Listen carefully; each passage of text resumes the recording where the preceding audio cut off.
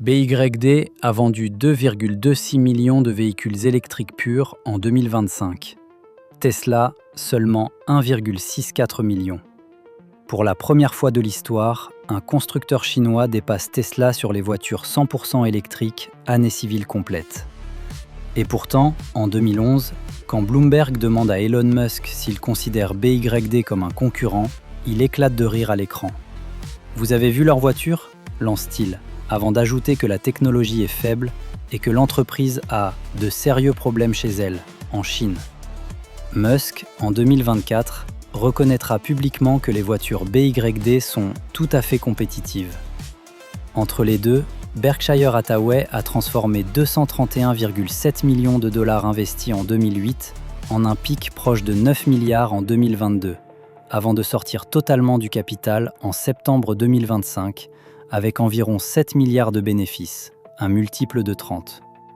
Pendant ce temps, BYD ouvre des usines en Hongrie et en Turquie pour contourner les taxes européennes, et sa rentabilité recule pour le 4e trimestre d'affilée.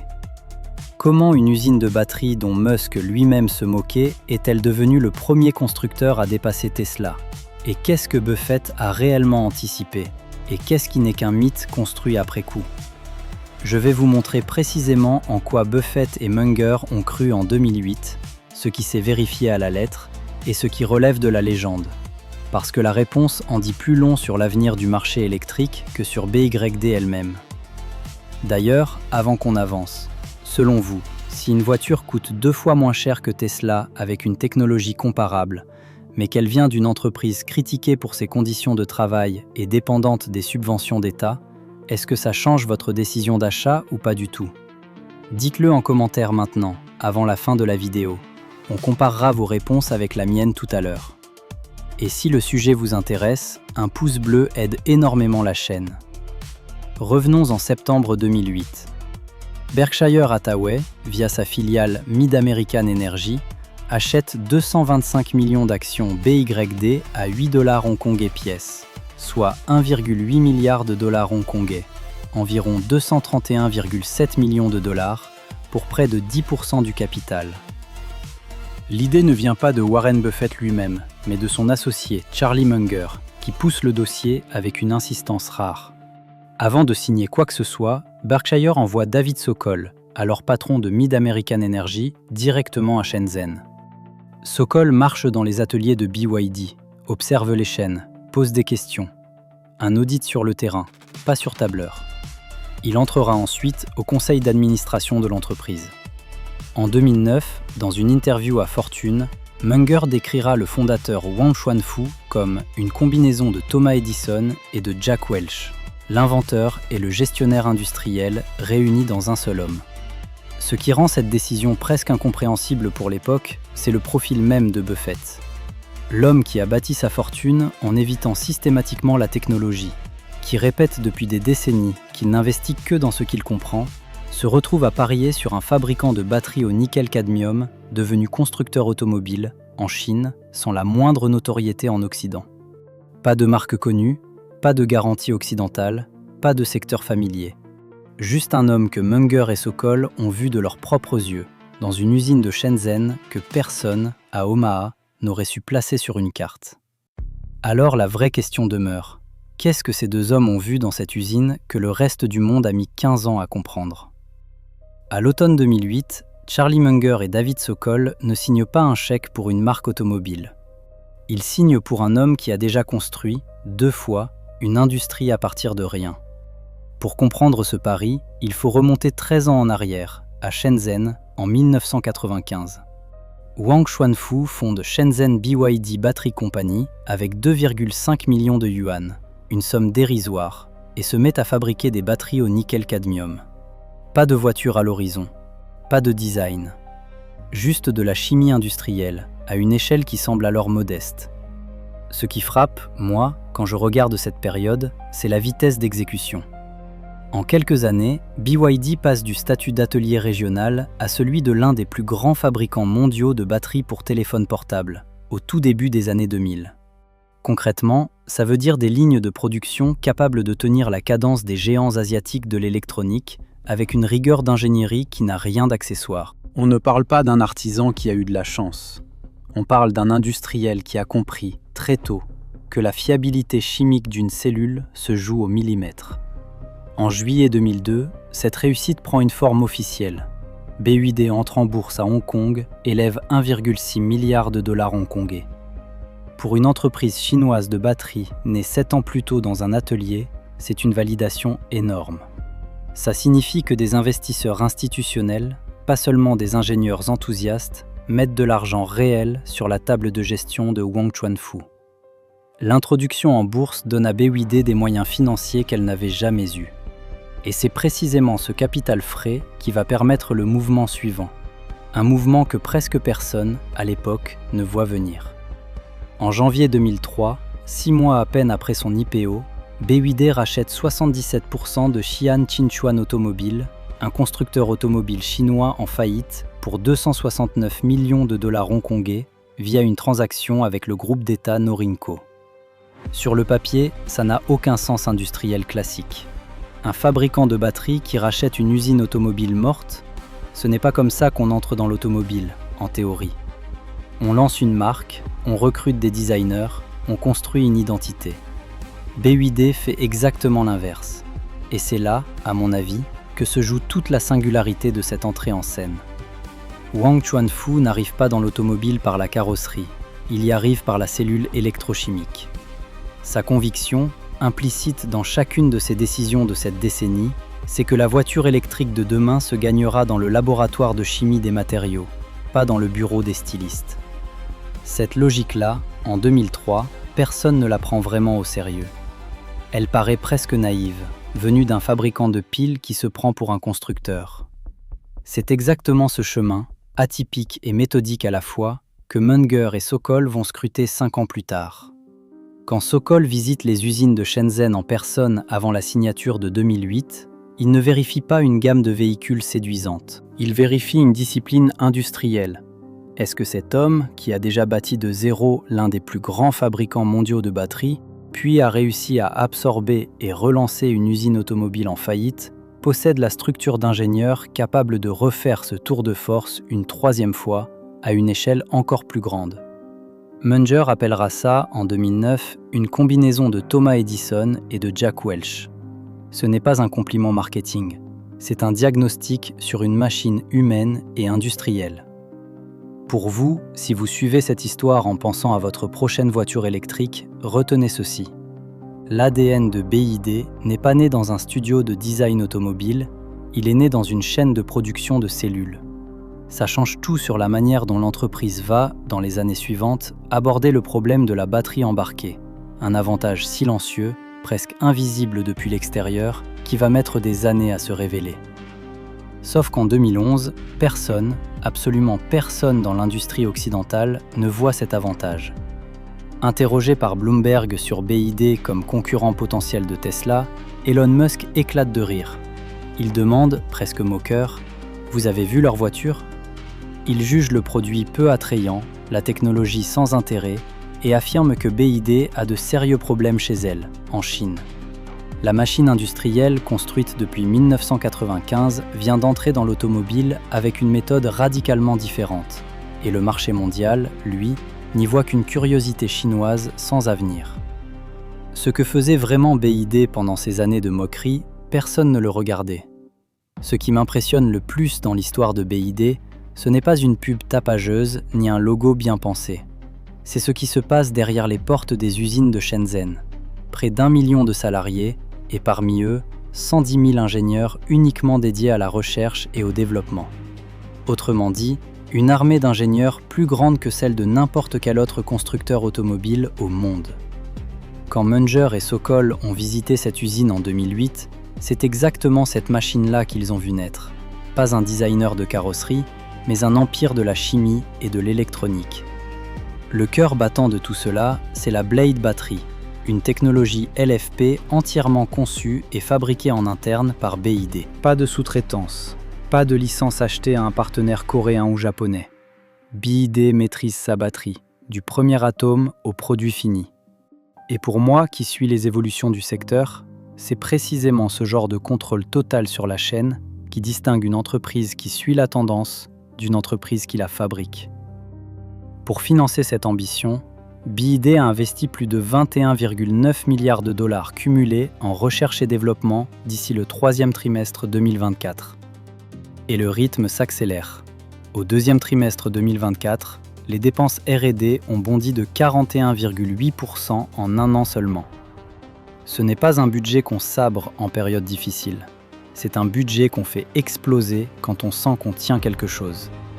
Ça, selon moi, en dit long sur la conviction interne de l'entreprise à ce moment-là. Et cette conviction se traduit en chiffres presque absurdes. Jusqu'à 45 demandes de brevets déposées chaque jour ouvré, plus de 48 000 demandes au total, et déjà plus de 30 000 brevets accordés. Faites le calcul avec moi. Ça revient, certains jours, à un nouveau brevet toutes les demi-heures. Pas une entreprise qui communique sur l'innovation, une entreprise qui la produit à la chaîne, littéralement. D'ailleurs, cette histoire ne fait que commencer à se déployer sous nos yeux, et je vous invite à vous abonner pour ne rien manquer des prochains développements sur BID et sur toute l'actualité des voitures électriques. Maintenant, voilà pourquoi tout ça compte concrètement pour vous, futurs acheteurs ou simples curieux. Cette intégration verticale totale, du minerai à la batterie jusqu'à la voiture finie, permet à BID de sortir un modèle comme la Seagull à un prix de départ compris entre 7 800 et 9 999 $. Pensez-y 2 secondes. C'est le prix d'une voiture d'occasion en Europe, pour une citadine électrique neuve. Ce n'est pas du dumping artificiel. C'est simplement le résultat mécanique de ne payer aucune marge à un fournisseur externe pour la pièce la plus chère du véhicule, la batterie. Cette même intégration a aussi une conséquence géopolitique très concrète. Quand l'Union européenne a instauré fin 2024 des droits compensateurs sur les véhicules électriques chinois, le taux de base s'élevait à 27%. Pour BYD, ce taux tombe à 17%, précisément parce que son degré d'intégration verticale, sa capacité à prouver qu'elle ne dépend pas de subventions cachées dans une chaîne de sous-traitance opaque, pèse dans le calcul des autorités européennes. Autrement dit, la même culture d'ingénieur qui a séduit Manger en 2008 est en train, en 2024, de faire baisser une taxe douanière en Europe. Le lien de cause à effet est direct, presque troublant. Alors posons-nous la question ensemble, parce que c'est celle qui m'obsède depuis que j'ai aligné tous ces chiffres. Quand une entreprise a cette puissance d'ingénierie, ce niveau de maîtrise industrielle et cette accessibilité tarifaire, où est-ce que ça devait forcément mener sur un marché mondial de l'électrique? Est-ce que ça a suffi, littéralement, à dépasser Tesla? Il y a un chiffre que j'ai relu 3 fois avant d'y croire vraiment. En 2025, BYD a vendu 2,26 millions de véhicules 100% électriques. Tesla, 1,64 million. Pour la première fois de l'histoire de l'automobile, un constructeur détrône Tesla sur les ventes de voitures purement électriques sur une année civile complète. Pas sur un trimestre isolé, pas sur un marché de niche, sur 12 mois, à l'échelle mondiale. Moi qui suis les courbes de vente depuis des années, je peux vous dire que ce genre de bascule ne se produit presque jamais aussi nettement.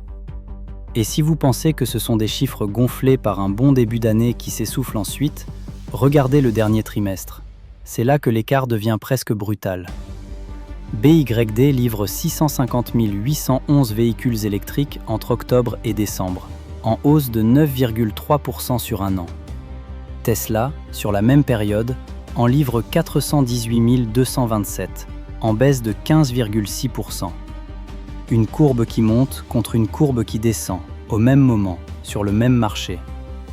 Ce n'est plus un rattrapage, c'est une divergence de trajectoire. Maintenant, élargissez le cadre. Ces 2,26 millions ne concernent que le 100% électrique. Si vous ajoutez les hybrides rechargeables, toute la gamme NEV de BYD, on dépasse les 4,6 millions de véhicules vendus en 2025. De quoi dépasser Ford et s'installer à la 6e place mondiale des constructeurs automobiles, tous groupes confondus. Une entreprise née d'une usine de piles au nickel-cadmium à Shenzhen en 1995, qui se retrouve devant l'un des noms les plus historiques de l'automobile américaine. Franchement, ça me donne des frissons rien que de l'écrire. Ce qui rend ce moment encore plus savoureux, c'est le contraste avec ce qu'Elon Musk disait il y a 15 ans. En 2011, interrogé par Bloomberg sur BYD comme concurrent potentiel, il éclate de rire. Il demande si on a déjà vu leur voiture, dit ne pas trouver le produit séduisant ni la technologie solide, et ajoute que BYD a, selon lui, de sérieux problèmes chez elle, en Chine. C'était le ton dominant à l'époque, une curiosité chinoise sans avenir hors de ses frontières. En 2024, le même Musk change de discours. Il reconnaît publiquement que les voitures BYD sont, je le cite presque mot pour mot, très compétitives aujourd'hui. 13 ans séparent le rire et l'aveu. Et pour moi, c'est exactement le genre de retournement qui donne raison, avec le recul, à ceux qui avaient parié sur l'ingénieur plutôt que sur la marque dès le départ. Concrètement, pour vous, ça change quoi ? Ça veut dire qu'une technologie de batterie que vous croisez peut-être déjà sans le savoir, sous une carrosserie vendue à moitié prix d'une Tesla équivalente, n'est plus un pari exotique testé sur un marché lointain. C'est un produit qui s'impose dans les statistiques mondiales, avec des volumes qui commencent à rivaliser avec les constructeurs que vous connaissez depuis toujours dans votre garage ou celui de vos voisins. Mais je dois être honnête avec vous, parce que l'enthousiasme ne doit jamais écraser les faits. Toyota reste, et de loin, le plus gros constructeur automobile du monde en 2025, avec plus de 10,5 millions de véhicules vendus, toutes motorisations confondues. Volkswagen tourne autour de 9 millions. BYD, même avec ses 4,6 millions, reste très en retrait sur le volume global. Et quand Wang Chuanfu annonce vouloir dépasser Toyota d'ici 2030, c'est un objectif qu'il affiche publiquement, pas une prévision d'analyste ni un fait acquis. La nuance compte, et je préfère vous la donner plutôt que vous vendre du rêve. Alors voilà où j'en suis, avec vous, à ce moment précis de l'histoire. L'ingénieur que Charlie Munger comparait à Edison et Jack Welch a fini par produire, 17 ans plus tard, l'entreprise qui détrône Tesla sur son propre terrain. Ce triomphe ressemble à la validation parfaite d'un pari de génie. Mais aucune ascension de cette ampleur dans une industrie aussi capitalistique que l'automobile ne se construit sans coup caché quelque part. La vraie question, celle qui devrait vous empêcher de fermer cet onglet trop vite, c'est de savoir sur quoi repose exactement cette croissance et si elle peut tenir encore longtemps. Mais voilà où l'histoire devient inconfortable pour moi, en tant que passionné de cette transition électrique. Parce que cette victoire sur Tesla ne tombe pas du ciel. Elle a un prix. Et ce prix, il faut le regarder en face. Entre 2018 et 2022, l'État chinois a versé à BYD 3,7 milliards de dollars de subventions directes, le plus gros bénéficiaire parmi tous les constructeurs automobiles du pays sur cette période. Ce n'est pas un détail comptable perdu dans un rapport annuel. C'est une partie du moteur qui fait tourner la machine. En 2025, ces subventions représentent 38,2% du bénéfice net de BYD contre 25,9% un an plus tôt. Et si la part grimpe autant, ce n'est pas parce que l'aide de l'État augmente, c'est parce que le bénéfice, lui, s'effondre. La marge nette de BYD a chuté de près de 19% sur l'année, du jamais vu depuis 2021. Pour une entreprise qu'on présente partout comme le nouveau roi mondial de l'électrique, c'est un signal qu'on ne peut pas balayer d'un revers de main. Et la tendance ne s'arrête pas là. Au premier trimestre 2026, le bénéfice de BYD, 4,08 milliards de yuan, recule pour le 4e trimestre consécutif. Pendant ce temps, la dette à court terme grimpe de 72% depuis fin 2025. Et le ratio dette nette sur capital, longtemps négatif, passe à 25%. Autrement dit, l'entreprise qui vend 2 fois moins cher que Tesla emprunte de plus en plus pour continuer à vendre 2 fois moins cher que Tesla. Une partie de la réponse tient en un mot, la guerre des prix. BYD a été l'un des principaux moteurs de cette bataille tarifaire qui, selon les estimations d'analystes du secteur, a détruit jusqu'à 69 milliards de dollars de chiffre d'affaires dans toute l'industrie automobile chinoise entre 2023 et 2025. Il y a aussi une ligne plus discrète qui raconte la même histoire. En 2024, BYD réglait ses fournisseurs en moyenne 127 jours après livraison. l'un des délais les plus longs du secteur. Cette avance sur les prix se paie quelque part, et bien souvent, c'est le sous-traitant qui l'encaisse en premier. Et c'est là que je reviens à l'image du tout début. Dave Sokol, en 2008, qui atterrit à Shenzhen pour marcher dans les usines BYD et vérifier de ses propres yeux si cette entreprise mérite la confiance de Berkshire. 16 ans plus tard, en décembre 2024, une autre visite a lieu sur un autre chantier BYD, celui de Camaçari, au Brésil. Mais cette fois, ce ne sont pas des investisseurs en quête d'un nouvel Edison, ce sont des inspecteurs du travail. Ce qu'ils trouvent est glaçant. Entre 163 et 220 ouvriers chinois vivant dans des conditions que la justice brésilienne qualifie publiquement d'assimilables à l'esclavage. Des couchages sans matelas, un seul sanitaire pour 31 personnes, un réveil à 4 heures du matin. Tous les travailleurs concernés ont été indemnisés et rapatriés en Chine dès janvier 2025. Mais en mai, le parquet brésilien a tout de même déposé une plainte de 45 millions de dollars contre BYD et ses sous-traitants. Et honnêtement, je vous pose la question directement. Un scandale sur un chantier de construction, et non sur une chaîne de production, doit-il peser dans votre décision d'achat autant que le prix et la technologie? Dites-moi sincèrement ce que vous en pensez en commentaire. Il y a aussi un mur qui se referme, plus loin, sur un autre continent. En janvier 2025, les autorités américaines ont validé une règle qui interdit, à partir de 2027 pour les logiciels et de 2030 pour le matériel, les véhicules connectés embarquant des composants chinois ou russes. Cette règle ne vise pas BYD nommément, elle s'applique à tout le secteur, mais dans les faits, elle ferme presque totalement la porte du marché américain à l'entreprise, qui d'ailleurs n'y vend déjà aucune voiture particulière. Alors voilà où j'en suis, et où je vous laisse aussi. Des subventions massives, une dette qui gonfle, des bénéfices en chute libre depuis 4 trimestres, un scandale du travail avec la justice brésilienne au dossier. Si la victoire de BYD sur Tesla repose sur tout ça, est-ce que le pari de Buffett et Munger tient encore debout 17 ans plus tard? Et surtout, qu'a fait l'investisseur lui-même une fois qu'il a vu cette face moins reluisante de l'entreprise dans laquelle il avait mis 232 millions de dollars? Pendant que je vous parlais du scandale brésilien, un autre mouvement se déroulait en silence, presque invisible, dans les tableurs de Berkshire Hathaway. Dès août 2022, la société de Warren Buffett commence à vendre, petit à petit, ses actions BYD. Pas de communiqué fracassant, pas d'explication publique.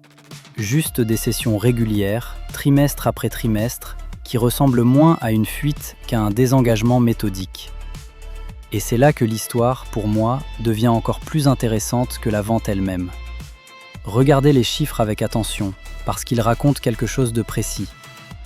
À la mi-2022, au sommet, la participation de Berkshire valait près de 9 milliards de dollars, soit une hausse de plus de 4500% par rapport aux 231,7 millions investis en 2008. Puis, dans les comptes de Berkshire Hathaway Energy, à la fin mars 2025, cette même participation apparaît à zéro. Zéro, contre 415 millions de dollars un an plus tôt. La ligne comptable s'efface littéralement sous nos yeux. En septembre 2025, la nouvelle est confirmée noir sur blanc.